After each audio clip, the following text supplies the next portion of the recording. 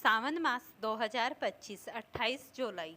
प्रिय भक्तों, आज की इस कथा में आप सुनोगे श्रावण मास के तीसरे सोमवार व्रत की कथा को ध्यानपूर्वक सुनिए। क्या आपने कभी सुना है जब स्वयं भगवान शिव ने अपने भक्त को मृत्यु से वापस जीवन दान दिया।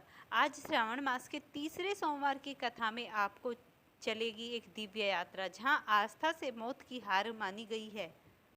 भगवान शंभु जब अपने भक्त पर अटूट प्रेम के साथ उस पे जीवन में खुशियाँ देते हैं तो इतनी खुशियाँ देते हैं कि भक्त संभाल भी नहीं पाते हैं। आज ऐसे ही कुछ कथा मैं आपको सुनाऊंगी, इसे ध्यान से सुनिए। बहुत समय पहले की बात है। एक नगर में एक धनी व्यापारी अपने पुत्र और पत्नी के साथ रहता था। उसका पुत्र बहुत ही दुष्ट स्वभाव का था, न माता पिता की सेवा करता और न धर्म में विश्वास। वह बुरी संगति में पड़कर पाप कर्म करने लगा। एक दिन उस बालक को तेज बुखार हुआ और कुछ ही समय में उसकी मृत्यु हो गई। परिवार शोक में डूब गया, लेकिन माँ ने हार नहीं मानी। वह श्रावण मास के तीसरे सोमवार का व्रत रखने लगी। भगवान शिव से लगातार प्रार्थना करती, हे भोलेनाथ, आप मेरे पुत्र के पापों को क्षमा करिए। वह अज्ञानी था, उसे एक अवसर दीजिए, उसे अपने चरणों में स्थान दीजिए, चाहे अपना जीवन समर्पित क्यों ना करना पड़ जाए मुझे। भगवान शिव प्रसन्न हुए। तीसरे सोमवार की यात्रा में उन्होंने स्वप्न में दर्शन दिए और कहा, तुम्हारा पुत्र नरक में है, पर वह तुम्हारे श्राद्ध व्रत और आंसुओं से उसे मुक्त कर दिया है। अब वह मेरी शरण में है। सुबह माता ने पुत्र की देह पर जल छिड़का और आश्चर्य से पुत्र की आंखें खोली। वह पुत्र जीवित हो गया और वह पहले से पूर्ण रूप से बदला हुआ था। भक्त और उसका सेवाभावी भी। प्राचीन समय की बात है। एक नगर में अमीर साहूकार रहता था। उसके घर में धन धान्य की कमी नहीं थी, परंतु संतान न होने के कारण वह अत्यंत दुखी रहता था। संतान प्राप्ति के लिए वह रोज सोमवार श्रद्धा पूर्वक भगवान शिव जी की उपासना करता और संध्या के समय मंदिर में जाकर भगवान शिव के समक्ष दीप जलाता था। उसके भक्ति भाव को देखते हुए एक दिन माता पार्वती ने भगवान शिव से कहा, हे प्राणनाथ, यह आपका सच्चा भक्त है तथा इतने वर्षों से आपकी पूजा अर्चना कर रहा है। आप इसे संतान प्राप्ति का वरदान क्यों नहीं देते थे। माता पार्वती का प्रश्न सुनकर भगवान शिव ने कहा, साहूकार के पिछले जन्मों के कर्मों के कारण उसके भाग्य में संतान सुख नहीं है। यह सुनकर माता पार्वती ने भगवान शिव से आग्रह किया कि वे उसे साहूकार को संतान प्राप्ति का वर प्रदान करें। माता पार्वती के आग्रह पर भगवान भोलेनाथ ने यह बात मान ली और स्वप्न में उस साहूकार को दर्शन देकर संतान प्राप्ति का वरदान दिया। इसके साथ ही भगवान ने उन्हें यह भी वरदान दिया कि उसका पुत्र अल्पायु होगा और वह केवल 16 वर्ष तक जीवित रहेगा। साहूकार को इस बात की हार्दिक प्रसन्नता हुई, लेकिन वह संतान को कुछ समय बाद खोने के विचार से चिंतित हो गया। उसका पूरा वृत्तांत अपनी पत्नी को सुनाया। पत्नी की अल्पायु के बारे में सुनकर उसकी पत्नी भी बहुत अत्यंत दुखी हो गई। यह जानकर भी साहूकार ने अपने आराध्य की पूजा आराधना जारी रखी। कुछ समय पश्चात उसकी पत्नी गर्भवती हो गई और उसने एक सुंदर बालक को जन्म दिया। उन्होंने उस बालक का नाम अमर रखा। जब अमर 11 वर्ष का हुआ तो साहूकार ने उसे अपने मामा के साथ शिक्षा ग्रहण के लिए काशी भेज दिया।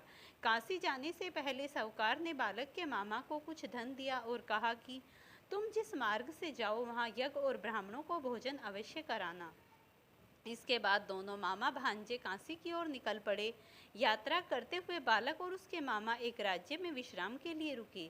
वहां पर राजा की पुत्री का विवाह हो रहा था, परंतु जिस राजकुमार के साथ उसका विवाह हो रहा था वह एक आंख से काना था और यह बात किसी को नहीं पता थी। राजकुमार के पिता को इस बात की चिंता थी कि अगर राजकुमारी को इस बात का पता चलेगा राजकुमार एक आंख से काना है तो वह शादी के लिए मना कर देगी। राजकुमार के पिता ने उस राजकुमार को जहां मंडप में बैठा जाने का आग्रह किया, उसके साथ ही उस बालक से कहा कि विवाह के बाद इस भेद के बारे में किसी को न बताए। अमर उस राजा की बात मानकर दूल्हे के स्थान पर जाकर मंडप में बैठ गया। इस प्रकार राजकुमारी और बालक का विवाह संपन्न हुआ। विवाह के बाद बालक अपने मामा के साथ काशी के लिए प्रस्थान कर गया। काशी जाने से पहले राजकुमारी को पत्र के माध्यम से उसने सब कुछ सच बता दिया। साथ ही यह भी बताया कि जिस राजकुमार के साथ उसकी विदाई हो रही है वह दरअसल कान्हा है। सत्य जानकर राजकुमारी हैरान हो गई और उसने साथ जाने से मना कर दिया। वहीं दूसरी ओर मामा भांजे काशी पहुंच गए। वहां कुछ वर्ष रहने के पश्चात जब वह बालक 16 वर्ष का हुआ तो मामा भांजे ने एक यज्ञ का आयोजन किया। यज्ञ के समापन के बाद उन्होंने ब्राह्मणों को भोजन कराया और दान दक्षिणा भी दी। इसके पश्चात बालक की तबीयत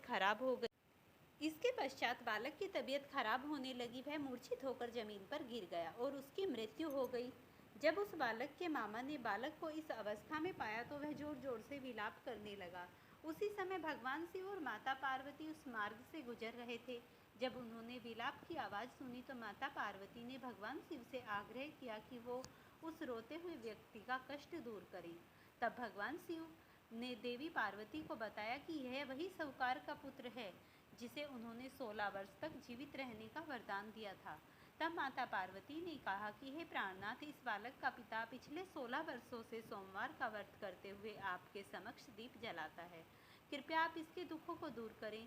माता पार्वती के वचन सुनकर भगवान शिव ने अमर को जीवन दान दिया और इसके पश्चात वह बालक जीवित हो गया। यह देखकर उसके मामा को प्रसन्नता हुई और प्रसन्नता का कोई ठिकाना ना रहा। इसके बाद काशी से पढ़ाई पूरी करने के बाद वह दोनों वापस घर की ओर निकल पड़े। रास्ते में नगर में जा पहुँचे जहाँ अमर का विवाह हुआ था। वहाँ राजकुमारी के साथ को देखा तो वह पहचान गई। राजा ने भी प्रसन्नता पूर्वक अपनी पुत्री को अमर के साथ विदा किया। वहीं दूसरी ओर साहूकार और उसकी पत्नी यह सोचकर अत्यंत दुखी थे कि 16 वर्ष की अल्पायु के बाद उसके पुत्र की मृत्यु हो जाएगी। लेकिन जब उन्होंने देखा कि उनका पुत्र अपनी वधू के साथ सुरक्षित घर वापस लौट रहा है तो उनके सारे कष्ट दूर हो गए और उन्होंने प्रफुल्लित मन से उन दोनों का स्वागत किया। इस प्रकार भगवान शिव की निरंतर आराधना से साहूकार को न केवल पुत्र प्राप्ति हुई बल्कि उसके जीवन दान भी मिला। इस कथा का श्रवण करने से मनुष्य को पुण्य का भागीदार होता है और उसके जीवन के समस्त पाप धुल जाते हैं। फ्रेंड्स, अगर आपको ऐसी वीडियो पसंद आती हैं तो इन्हें लाइक शेयर करना, चैनल पर नए हैं तो चैनल को सब्सक्राइब करना और एक प्यारा सा कमेंट हर हर महादेव लिखना ना भूलना।